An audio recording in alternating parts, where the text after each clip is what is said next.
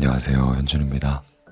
오늘 제가 읽어드릴 책은요, 리을 작가님의 시작할 용기가 없는 당신에게 라는 에세이입니다. 네. 모든 것에 지쳐버린 당신의 용기를 얻기를.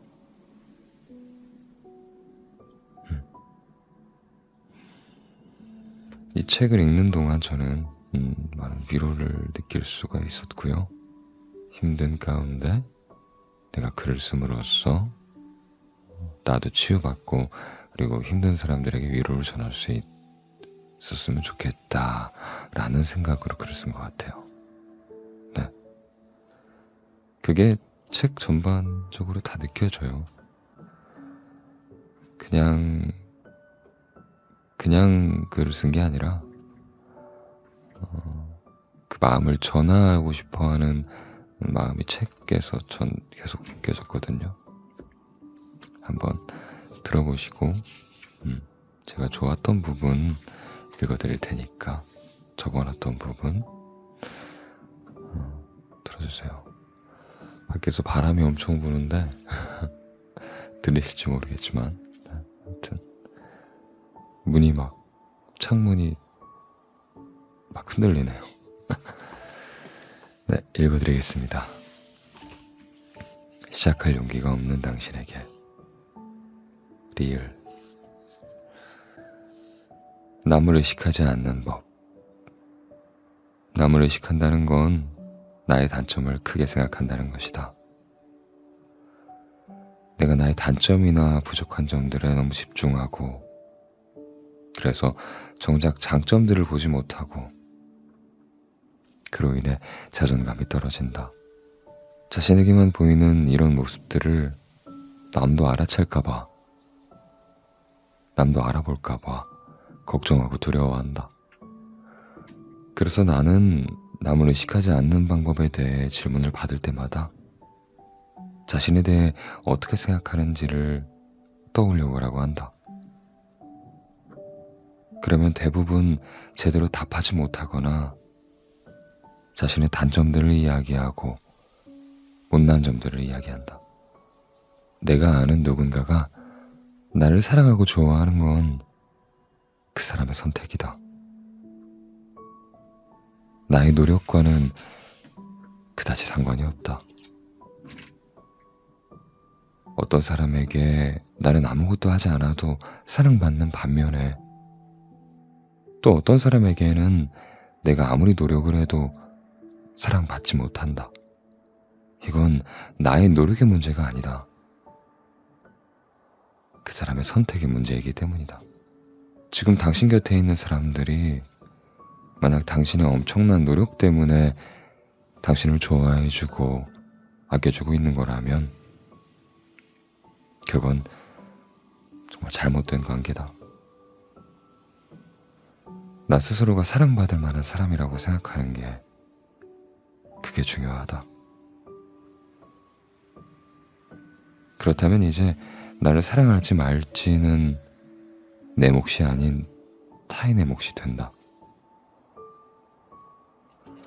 남을 너무 의식하며 사는 게 고민이란 사람들과 이야기를 나눠보면 인정받고 싶은 경우가 대부분이었다. 다른 사람들과 좋은 관계를 맺고 즐거운 시간을 보내고 싶은 그런 마음이 강한 사람들. 타인에게 사랑받고 싶지만 나는 그만큼 괜찮은 사람이 아니라서 사랑받지 못할까봐 겁을 내고 있었다. 다른 사람들이 어떤 시선으로 자신을 바라보는지 알 수 없기 때문에 그들의 반응을 살피며 눈치를 보고 상대가 조금이라도 무덤덤한 반응을 보이면 기분이 가라앉고 우울해졌다. 그러면서 점점 타인이 좋아할 만한 모습이 되어가기 위해 노력했다. 당신은 이미 존재한다는 이유로 사랑받을 자격이 충분하다. 그러니 당신에 대한 판단은 상대에게 맡겨두고 상대의 판단이 당신의 예상과 다르다고 해도 그냥 내버려두자. 어차피 노력해도 안 될 사람이니까. 남을 의식하지 않는 방법. 그쵸? 나를 좋아해주고 아껴주고 사랑해주는 건 제가 어떻게 해서 나를 그렇게 아껴주고 사랑해주는 게 아니라 그 사람의 선택인 것 같아요. 그 사람이 날 아껴주고 싶으면 내가 어떤 사람이든 진짜 뭐 이상한 사람이 아니면, 우리 그런 사람 있잖아요. 이유 없이 챙겨주고 싶고 이유 없이 말 한번 걸고 싶고, 괜히 뭐 하나 걱정되고 아픈 데는 없나 걱정되는 사람 있잖아요. 그 사람이 뭐 나한테 잘해준 것도 없는데 그런 거 보면, 나한테 억지로 애쓰고 잘하려는 사람들 보면 또 그런 생각도 들잖아요. 이 사람이 나한테 뭐 바라는 거 있나? 그럼 좀 부담스러워지고, 그죠? 괜히 그런 모습들이 역효과를 불러올 때도 많은 것 같아요. 그러니까 그냥 나대로 살면 내 옆에 있어주는 사람 생길 거예요. 그게 맞고요. 저 여기 잠깐 메모를 해놨는데, 남을 많이 의식한다는 건 내가 잘하고 있는지 잘 못하고 있는지 확실하지 못하는 것과 같다 라고 생각을 했습니다. 그러니까 나에 대한 자신감이 없는 거죠. 이게 내가 좀 잘 가고 있는 건가? 남이 이상하게 보면 어떡하지? 하고 남의 눈치를 보게 되죠. 남의 눈치를 본다는 게 곧 남을 의식한다는 거예요. 그렇죠? 내가 확신이 없으니까 이거 남들이랑 좀 다르게 가는 것 같은데 이러면서. 근데 그게 그렇게 오래 지속되면 안 될 것 같아요. 확신이 없는 상태가. 내가 공부하고 생각하고 그런 식으로 행동해서 확신 있는 상태로 만들어야 되겠죠. 그 전에 1단계를 지금 아직 이루지 못해서 2, 3단계로 못 가는 것 같아요. 나로 똑바로 서는 거, 그거부터 시작인 것 같습니다. 남 의식 안 하는 건. 그렇죠. 근데 또 이런 생각을 해봤어요. 남을 의식하는 게 보통 어려서부터 버릇처럼 좀 함께 했을 가능성도 있다. 저 같은 경우는 그랬거든요. 저는 이제 가정교육 받기를 남의 눈을 조심해야 된다, 좀 그런 식으로 가정교육을 받았어요. 또 남의 눈 무서운 걸 모르냐. 그래서 항상 약간 주눅 들어서 살았던 것 같아요. 그러니까 눈에 띄는 행동에서 좋을 거 없다라고 말씀을 하시는데 그건 맞지만 그렇다고 해서 내가 이렇게 주눅 들어 살 필요는 없잖아요. 그쵸? 근데 이제 아무래도 겸손해야 된다, 뭐 그런 얘기들 많이 어렸을 때 듣잖아요. 우리나라가 약간 유교 문화다 보니까 약간은 지나친 겸손함? 그런 것들이 몸에 배어 있는 것 같아요. 그러다 보니까 남들이랑 좀 다르거나 예의에 어긋난다는 생각이 들면 조금은 남의 눈치를 보게 되고, 남들의 어떤 해라, 이렇게 해라, 저렇게 해라 하는 거에 딱딱 맞춰서 해야 될 것만 같고 그런 것들이 없지 않아 있죠. 네. 바람 부는 거 봐. 무섭네, 바람 부는 게. 이제 거기 그 사이에서 균형을 잡아가야겠죠. 너무 이렇게 과도하게 위축될 필요도 없고, 그렇다고 해서 막 그렇게 하라는 소리는 아니고요. 그냥 나 자신을 아는 거죠. 그렇게 가면 될 것 같습니다. 저 같은 경우는 어렸을 때부터 약간 그런 생각을 했던 것 같아요. 나는 좀 남보다 부족하다, 좀 내가 남들보다 좀 잘나지 못했다라는 생각이 있어서, 그러니까 남들만큼 내가 잘나지 못했다 이런 생각이 있어서 나보다 더 다른 사람들은 나은 사람, 나는 좀 그 사람들보다 좀 부족한 사람, 이런 생각들을 은연중에 하고 있었던 것 같아요. 그러다 보니까 아무래도 자존감이 떨어진 상태잖아요. 그러다 보니까 이제 내가 뭘, 예를 들어서 맛있는 거 하나 더 사줘야 얘가 날 좋아할 것 같고, 난 웃어줘야 이 사람이 날 좋아할 것 같고, 다정하게 해야 날 좋아할 것 같고, 뭐 이런 생각들을 고등학교 때까지는 했던 것 같아요. 근데 그게 아니라는 거, 그럴 필요가 없죠. 그건 어떻게 보면 날 속이는 일이고, 나 스스로 서지 못하고 좀 나도 속이고 그 사람도 속이는 거잖아요. 내가 웃기 싫은데 억지로 웃으면서 대해주고, 사주기 싫지만 네가 날 좋게 봐주려면 내가 너한테 이걸 좋게 봐줬으면 좋겠어서 맛있는 걸 사주는 거야 라는 말이잖아요. 그건 아니죠. 네. 괜찮다는 말을 나는 입에 달고 살았다. 괜찮다는 말을 나는 입에 달고 살았다. 늘 나는 괜찮은 사람이었다. 괜찮아야 한다고 생각했다. 내가 아프다고 말하면 내가 좋아하는 사람들이 날 걱정할 테니까. 아파도 괜찮다고 웃어 보였다. 내가 사랑하는 사람들이 나를 걱정하는 게 싫었다. 왜 그랬는지 생각해보면 아파도 아프지 않다고 말하고 참는 것이 나의 또 다른 표현 방식이었다. 나의 괜찮음은 보잘것없는 내가 다른 사람들을 사랑하는 가장 최선의 방식이라고 생각했으니까. 그러면서도 누군가가 한 번쯤 나에게 너 진짜 괜찮아? 라고 물어봐 주길 바랐는지도 모른다. 그런데 그런 기회는 오지 않았다.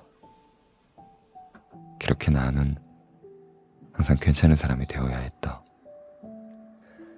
무서웠던 건 그렇지 않았는데도 불구하고 주변 사람들에게 항상 괜찮다고 말하며 살다 보니 나 스스로도 정말 내가 괜찮은 줄 알고 있었다는 것이다.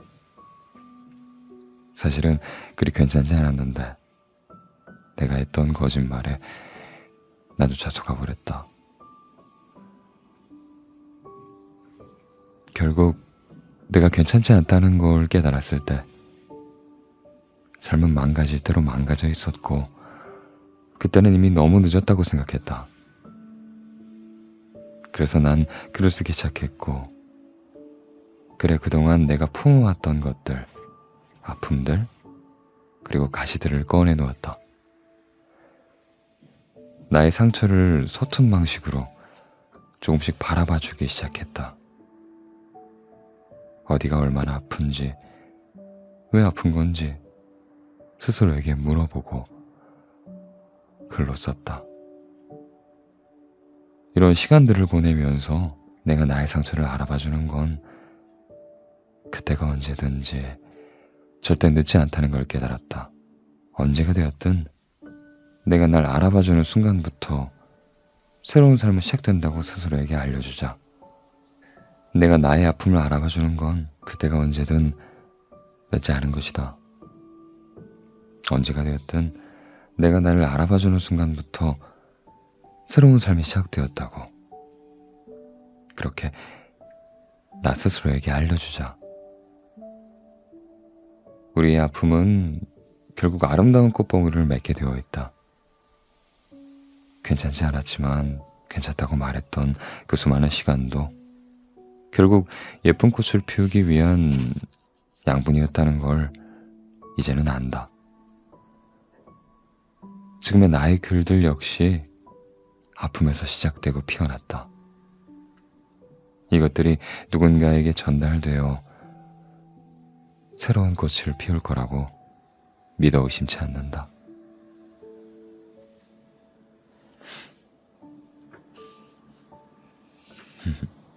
그쵸? 이 책가부는 본인의 아픔에서 글을 시작해서 이제 그걸 극복하고 다른 사람에게 좋은 영향력을 끼칠 수 있게 되었죠. 그쵸? 그런 것 같아요. 아까 제가 말씀드렸던 거의 연장선인 것 같아요. 다른 사람들한테 걱정시키는 게 싫어서 거짓말 하다 보니까 거짓말로 괜찮아, 나 아무렇지도 않아, 걱정하지 마 라고 하다 보니까 나까지 그걸 믿어버리죠. 저도 그랬던 것 같아요. 예. 나 안 외로운데? 괜찮은데? 그렇게 생각했는데 나와 마주하는 시간에서 날 돌아봤을 때 하나의 외로운 사람이었을 뿐입니다. 거기서부터 시작인 것 같아요. 난 외롭다, 나는 힘들다, 힘든 사람이다 라는 걸 인정하는 것부터인 것 같아요. 나 아무렇지도 않아, 나 행복한데? 행복하지도 않으면서 나 괜찮은데? 그러면서 이제 혼자는 못 있죠. 다른 사람이랑 같이 있어야 되고 혼자 있는 걸 극도로 싫어하고 괜찮다면서 왜 혼자 있는 걸 싫어해? 난 원래 그러니까? 그건 아니에요. 난 다른 사람이랑 있는 게 좋으니까? 아니에요. 혼자 있는 게 두려운 거예요. 혼자 있으면 나와 마주해야 되니까. 그런 시간을 갖기 싫으니까. 근데 그건 필요한 시간이거든요. 그래야 나에게 진실할 수 있고 다른 사람한테도 나의 넘치는 그 행복들, 진심들을 이렇게 줄 수가 있어요. 이 책에 보면 이분이 우울증을 앓았다고 얘기를 해요. 우울증이 뭔가요? 아무 행동도 하기 싫고 움직이기도 싫고 누구 만나기도 싫고 그런 증상들이 있는 병이잖아요. 그런 분이 책을 썼어요. 대단하지 않아요? 그런 분이 책을 썼어. 정말 대단해요. 저는 이게 정말 우울증이란 그 병이 아무것도 하기 싫은 거거든요. 진짜 그냥 우울증이 뭐라는 거에 대해서 알고 있는 사람으로서 그 증상들을 이렇게 보여주시는 분들도 봤고 대단한 것 같아요. 보통은 내가 진짜 보통 가위에 눌렸을 때 벗어나려고 해도 잘 안 되잖아요. 일어나고 싶은데 막 몸은 안 움직이고 정말 답답해 죽겠고 근데 그 상황에서 나의 힘들다는 걸 인정을 하고 결국 책까지 이렇게 냈잖아요. 얼마나 멋있어요. 저는 멋있다는 생각이 듭니다. 네, 진짜로. 저도 이렇게 써놨어요. 글을. 나는 안다. 나에게 정직하지 못하면 나 스스로에게도 떳떳할 수 없고 누군가의 시선을 신경 쓰며 그렇게 하루하루 살아가리라는 것을. 근데 나에게 정직하려고 하면 내가 외면하려고 했던 것들, 나 자신과 나 자신의 민낯과 마주해야 되는 시간이기 때문에 그것들이 아마 두렵고 싫을 것이다. 아마 그럴 것이다. 그렇지만 그럼에도 나를 바로 바라봐야 하는 건 그래야 비로소 내가 내 안에 갇히지 않을 수 있기 때문이다 라고 적어놨습니다. 다음 읽어드릴게요. 생각이 많은 사람들에게. 생각이 많다는 건 장점보다 단점으로 취급받기 쉽다. 그래서 사람들은 단순한 사람이 되려고 노력하고 생각을 별로 하지 않는 방법들을 떠올린다. 하지만 생각을 멈추거나 단순해지는 방법 같은 건 쉽게 할 수 없는 일이다. 사람을 만나고 무언가를 보고 들으면 우리는 자연스럽게 생각이라는 걸 하게 되니까 사소한 것들에 대한 생각에서 나에 관한 생각으로 번지고 이내 삶을 어떻게 살아가야 하는지 그렇게 생각은 순식간에 커져버린다. 나는 지금 잘 살고 있는 걸까? 잘하고 있는 걸까? 나는 잘할 수 있을까? 같은 삶에 대한 생각은 꼬리에 꼬리를 물고 커진다.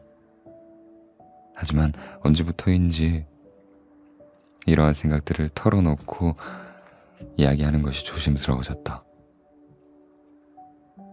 정답을 알려달라는 것도 아닌데 삶에 대한 나의 생각을 꺼내 보이는 것은 사람들과의 관계에서 저는 참 피곤한 사람이에요 라는 낙인을 찍는 일이 되어버렸다. 그래서 나의 생각들을 잘 말하지 못하고 그저 분위기에 맞춰서 일상적인 이야기들만 주고받게 된다. 그래도 가끔 용기 내어 고민이나 나의 미래에 대한 이야기를 꺼내놓으면 상대방은 왜 이렇게 피곤하게 사냐며 빈자리를 주곤 했다. 생각이 많다는 건 그만큼 잘 살고 싶고 행복하고 싶기 때문인데 언제부터인가 생각을 하며 사는 게 좋지 않은 일이 되어버렸다. 하지만 나는 불안했고 이 불안함을 해결할 만큼 똑똑하지 못했기 때문에 삶에 대해 끊임없이 고민해야 했다.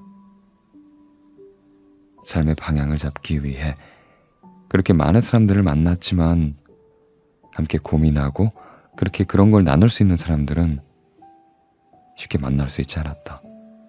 그렇게 살다 보니 언젠가 그들이 나에게 말했던 단순하고 평범한 삶, 그게 어쩌면 내가 그토록 고민하고 찾아오던 정답이 아닐까 하는 생각이 들었다.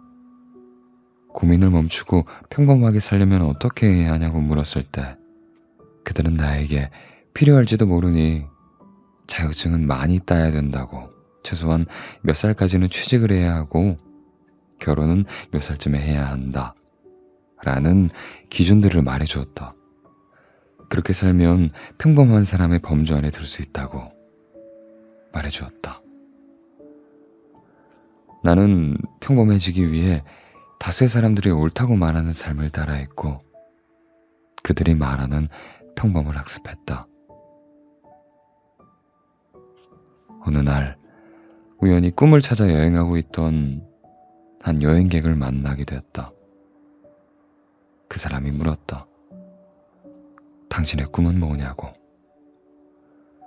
10년 뒤에 어떤 삶을 살고 있을 것 같냐고. 그의 질문에 아무리 생각해봐도 직장에서 일을 하고 있는 내 모습 말곤 다른 모습이 떠오르지 않았다. 그래서 그냥 어딘가에서 계속 일을 하며 살 것 같다고 대답했다. 그 사람은 나의 대답에 실망했고 쓸쓸한 표정으로 홀로 길을 떠났다.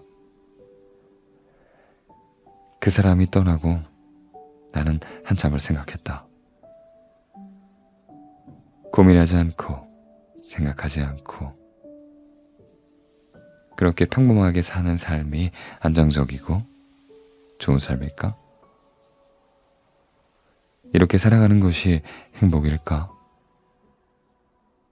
스스로에게 다시 물었고 나의 진심 어린 대답은 아니다였다. 내 마음속 깊은 곳에 처박아뒀던 배낭을 메고 그리고 신발끈을 조였다. 다시 생각이 많은 나로 들어가기로 했다. 정답을 찾기보단 아직은 조금 더 삶에 대한 고민을 계속 해보기로 했다. 어떤 것들이 날 설레게 만드는지, 어떤 순간들이 날 행복하게 만드는지 말이다. 그것들을 찾아 나서기로 했다. 생각이 많은 사람들에게 저자의 말이 다 맞아요. 근데 저는 이 말을 보태고 싶어요. 생각, 그래. 과거와 미래와 그리고 현재에 대해 생각하는 건 좋죠. 그리고 미래에 내가 어떻게 살아야 될까 고민하고 끊임없이 고민하고 성찰해 나가는 거 좋아요. 근데 그보다 더 중요한 게 있어요. 바로 행동하는 거. 생각은 그래요. 생각의 특징은 꼬리에 꼬리를 몰다가 결국 그렇게 커져버리다가 먼지처럼 흩어져요. 그래서 잡을 수가 없어요. 진짜로. 생각이란 놈의 특징은 그래요. 물론 여기서 저자가 말하는 의미와는 좀 다를지 모르겠지만 생각이란 놈은 그런 특성이 있으니 그래서 우리는 행동을 통해서 그걸 구체화시킬 필요가 있죠. 그걸 행동으로 구체화시키다 보면 그것이 경험이 되고 경험은 또 다른 또 경험을 또 불러와요. 또 다른 생각들, 그리고 생각은 또 행동으로 옮겨서 또 다른 경험을 불러오고 그런 식으로 선순환적인 고리를 만드는 것, 그것이 나의 어떤 발전에도 많은 도움이 되지 않을까 생각합니다. 그리고 내가 꿈꿔왔던 것들은 생각만으로는 이룰 수 없어요. 이분도 생각을 통해서 결국은 행동을 하고 글을 쓰지 않았어요? 그쵸?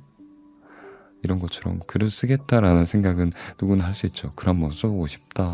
나 정말 글 쓰고 싶다. 내가 좋은 글 쓸 수 있을 것 같은데. 머리로는 막 아이디어가 넘쳐나죠. 그때뿐이에요. 근데 쓰지 않으면 나는 글에 재능이 없나 봐. 좀 쓰고 그러고 말아버리면 또 그때뿐이고.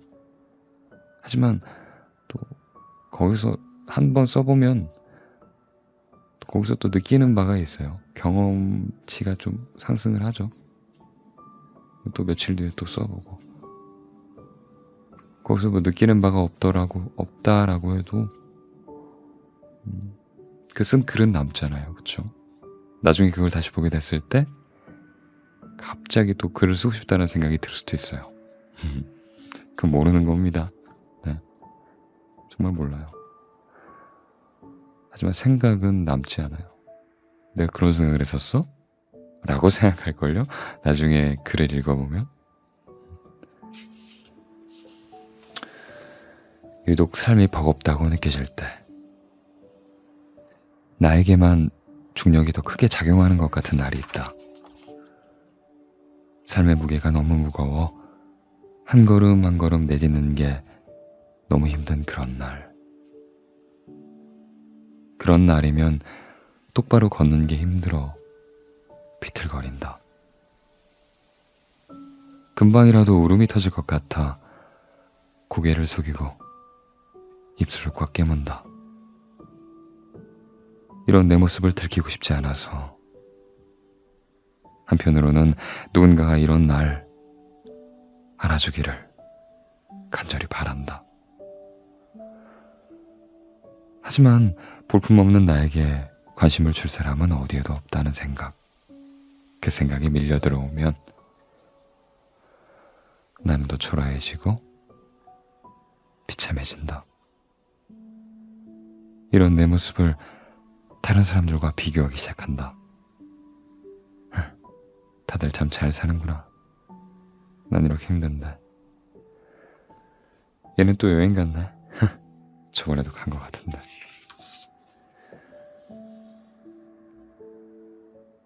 행복해 보이네. 이번에 애인이 생겼구나. 지구의 중심까지 나는 끌려 내려간다. 태풍처럼 알 수 없는 무기력함과 그 우울감이 덮쳐올 때마다 나는 이리저리 내팽개쳐졌다. 어쩌다 이렇게 되었을까 한참을 생각하다 보니까 다양한 감정들이 장마가 되어 나는 꼼짝없이 갇혔다. 내가 했던 선택들에 대한 후회, 나에 대한 자책과 나를 아프게 했던 사람들에 대한 원망들, 내 안의 상처들과 그동안 흘린 눈물 같은 것들이 사라지지 않는 먹구름이 되어 세차게 비를 쏟아부었다. 그런데 그 시간에서 결국 나를 벗어나게 만든 건 바로 나 자신이었다. 우울감에 몸이 짓눌릴 때마다, 나는 할 수 없다고 느껴질 때마다 내 안에 또 다른 내가 소리쳤다. 이겨내야 한다고. 벗어나야 한다고. 너는 분명 사랑을 주고 사랑을 받을 자격이 있다고. 해낼 수 있다고 말이다. 그렇게 계속 소리치고 나에게 말을 걸었다. 내 안의 소리를 그렇게 무시하며 살다가 행복해지고 싶어서 조금씩 귀를 기울였다. 나도 할 수 있을까? 나도 한번 해볼까? 저 사람들처럼 뭔가를 시작해볼까? 잘 못해도 괜찮으니까 어떤 결과든 지금의 삶보단 낫지 않을까? 하면서 세차게 내리는 빗속을 우산을 들고 나갔다. 과거에 갇혀 후회 속에서 살기보다 새로운 곳에서 시작하고 싶었다. 좋아하는 것들을 생각하고 조금씩 책을 읽고 글을 쓰고 운동을 시작했다. 나를 힘들게 했지만 애써 붙잡고 있었던 사람들과의 연락을 끊고 전화번호를 바꿨다. 그렇게 내가 할 수 있는 아주 작은 일부터 바꿔나갔다. 내 안의 소리를 들으면서. 당신에게도 그런 당신이 있다. 스스로에게 끊임없이 할 수 있다고 말해주는 또 다른 당신이, 이겨낼 수 있다고 포기하지 말라고 말해주는 또 다른 당신이 있다. 귀 기울이면 지금도 소리치고 있을지도 모를 그런 당신이 내 이야기를 들어달라고, 날 외면하지 말라고 그렇게 외치는 마음의 소리를 듣다 보면 언젠가는 이럴 때가 있었지 하고 웃을 날이 올 것이다. 당신은 분명 이겨낼 수 있을 것이다. 당신은 잘하고 있고 잘 버텨내고 있고 하루하루 나아지고 있다. 다른 사람이 그렇게 말해주지 않더라도 이미 당신은 당신 스스로의 가치를 알고 있다. 버텨내는 것 자체로도 당신은 당신을 사랑하는 사람이다. 우린 알고 있다. 세상의 모든 존재는 충분히 아름답고 예쁘고 소중하다는 것을. 모든 것은 흘러간다. 이 시간 역시 흘러갈 것이다. 자신의 나약함을 인정하고 마주하는 사람은 결코 나약한 사람이 아니다. 그러니 당신은 결코 당신의 생각처럼 나약한 사람이 아니다. 그러니 힘을 내기 바란다. 이 부분 읽고 저는 작가님이 저를 위로해 주는 것 같아서 되게 굉장히 위로가 됐습니다. 저한테 무너지지 말라고 이야기해 주시는 것 같아서 살짝 눈가가 촉촉해지네요. 울진 않았습니다. 그냥 좀 감성적이 된다는 말이겠죠. 그냥 좀 그렇죠. 저는 이 부분 읽고 이렇게 적어놨어요. 제 느낀 바를 적은 거죠. 힘들 때는 작은 일도 크게 다가온다. 작은 사건도 큰 사건으로 다가와요. 힘들 땐. 근데 막 힘들고 지치고 외롭고 스트레스 받는 일도 많고, 그런데 누가 옆에서 뭐 한마디만 해도 화가 나고 막 그럴 땐 지금 내가 힘들다는 걸 나 스스로 인지하고 조금 쉬어주는 거. 그러니까 힘든 걸 모르면 또 쉴 수도 없잖아요. 내 상태를 모르는데 어떻게 쉬어. 내가 아픈 걸 알아야 병원도 가고 하지. 그러니까 나를 아는 것부터 항상 시작인 것 같아요. 계속 똑같은 말만 하고 있네, 밑에서부터. 근데 내가 좋아하는 그 부분만 있는 건 아닌데, 제가 이렇게 북마크 해둔 부분이 다 그런 내용들을 해놓은 것 같아요. 제가 와닿았던 부분들이 다 그런 부분인 거지. 그렇죠? 나의 핵심은 그거예요. 그러니까 나의 중심을 잡고 그 위로부터 이제 타인과의 관계를 쌓아가는 거. 그거 제가 하고 싶은 일이고, 제가 지금까지 노력해 왔던 일이고. 왜냐? 그러지 못했으니까. 그래야 하는 걸 아니까. 그래야 올바르게 좀 편하게 살 수 있는 것 같아요. 네, 그래야 내 자신과 친해질 수도 있고요. 내 자신과 친하게 지내는 방법. 방법인가지. 또 그렇게 생각했어요. 행복하지 않아도 된다. 그냥 오늘보다 내일 조금 더 나으면 된다. 그러면 되지 뭐. 오늘보다 내일 조금만 더 나으면 되고 그 내일보다 그 다음날 조금 더 나으면 되는 거고. 또 사람은 또 희망을 먹고 사는 존재 아니겠어요? 희망이 있어야 또 내일을 살아갈 힘이 생기죠. 오늘보다 더 내일이 더 좋을 거라는 희망. 그 희망을 또 행동으로 만들어가면 얼마나 좋겠어요. 그러니까 지금 있는 데서부터 모래성을 쌓지 말고 우리 돌성을 쌓자고요. 1층, 2층, 3층, 4층 이렇게 안정적으로 쌓자고요. 나를 외면하고 타인과의 관계에서부터 시작하면 정말 금방 무너져요. 우리는 어차피 혼자 사는 존재거든요. 물론 그렇진 않죠. 하지만 혼자 있는 시간이 많잖아요. 그리고 혼자 이렇게 버텨내야 되는 일도 많고, 또 마음 약한 사람이 얼마나 많아요. 저부터 시작해서 저도 그렇게 마음이 강한 멘탈의 소유자가 아니라서 책을 보고 많이 위로를 얻고 감사한 마음들을 얻습니다. 네. 그런 의미에서 저는 이 책을 여러 번 다시 볼 것 같아요. 모든 책은 그래요. 내가 힘들지 않고 필요하지 않을 때 읽으면 전혀 와닿지 않아요. 그리고 왜 이렇게 뻔한 말들을 써놨어? 라고 생각이 드는데, 조금 내 상황과 그리고 내가 조금만 더 깊숙하게 보려고 한다면 한자 한자 곱씹는다고 하죠. 곱씹을 때, 좀 활자에 빠질 때, 그럼 그 활자 이면의 의미가 보이기 시작합니다. 그때부터는 위로를 받는 거예요. 그러니까 아니 뭐 에세이 뭐 다 똑같은 그런 말도 써놓은 거 아니야?